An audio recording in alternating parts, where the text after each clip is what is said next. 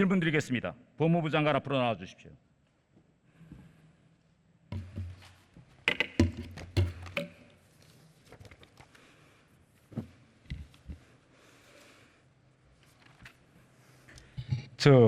장관님, 혹시 우리 영역으로 들어와 보호 신청을 한 북한 주민을 강제로 추방할 수 있는 국내 법률이나 판례가 단 한 가지라도 존재합니까? 말씀할 기회를 주신다면 당연히 없습니다. 이게 북한 주민은 우리 헌법과 법률에서 국민이고요.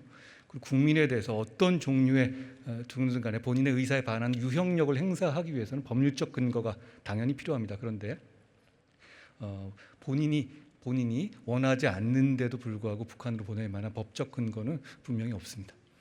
문재인 정부에서는 탈북어민 2명이 흉악범에서 추방했다고 밝혔습니다. 그러나 무죄 추정 원칙을 지키고 있는 우리나라에서 청와대에서 법원을 대신해서 단순한 행정 신문 절차만을 걸쳐서 흉악범이다라고 결정할 수 있습니까? 대한민국의 수사 시스템은 흉악범을 법에 따라서 처벌할 수 있는 시스템을 충분히 갖추고 있습니다. 그렇기 때문에 대한민국이 민주법치 국가인 것이고요. 그 사안의 경우에서도 충분히 대한민국의 사법 시스템에 따라서 처벌했어야 한다고 생각합니다.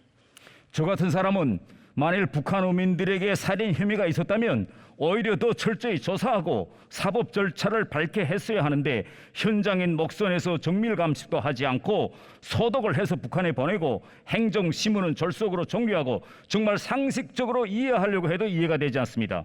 모든 정황으로 보면 문재인 정부에서 북한 어민들이 살인을 했다는 북한의 말만 믿고 미리 살인범으로 규정해놓고 현장 조사도 하지 않고 행정신문 조사도 졸속으로 처리했다는 이런 의혹이 계속 나오고 있는데 장관님은 여기에 대해서 어떻게 생각하십니까?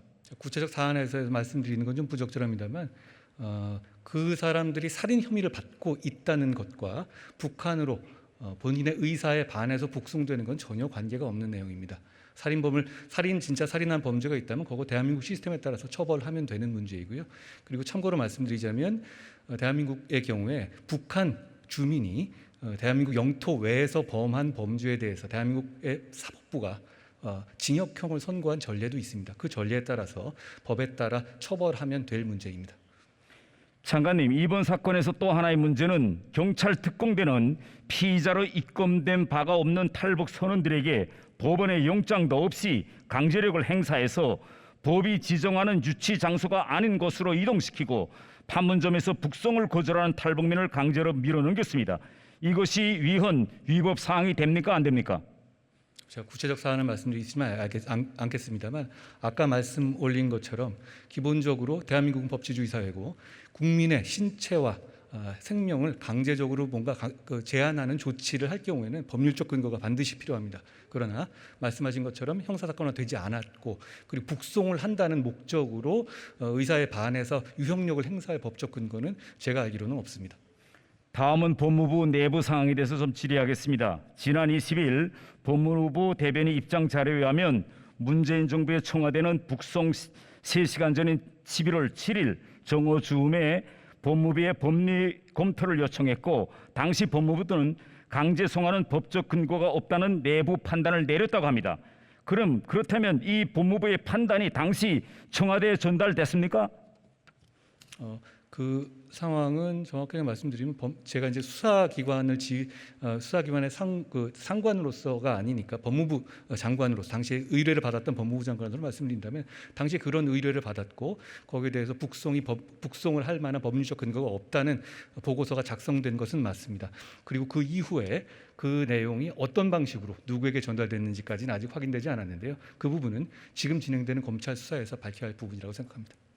그리고 지금 이 사건이 지금 수사 중에 있기는 하지만 저는 모든 의혹을 해소하기 위해서는 합신 보고서를 포함해서 모든 자료들이 적절한 방식으로 공개되어야 한다고 보는데 여기에 대한 장관님의 생각은 어떻습니까?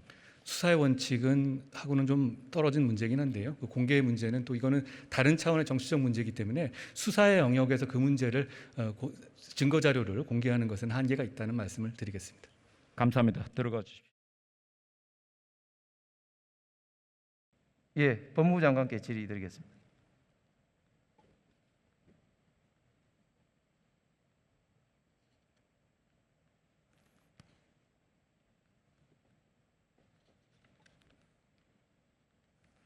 예, 장관님, 제가 특정 사항은 아니고 일반 어떤 법리를 좀 여쭤보겠습니다. 예.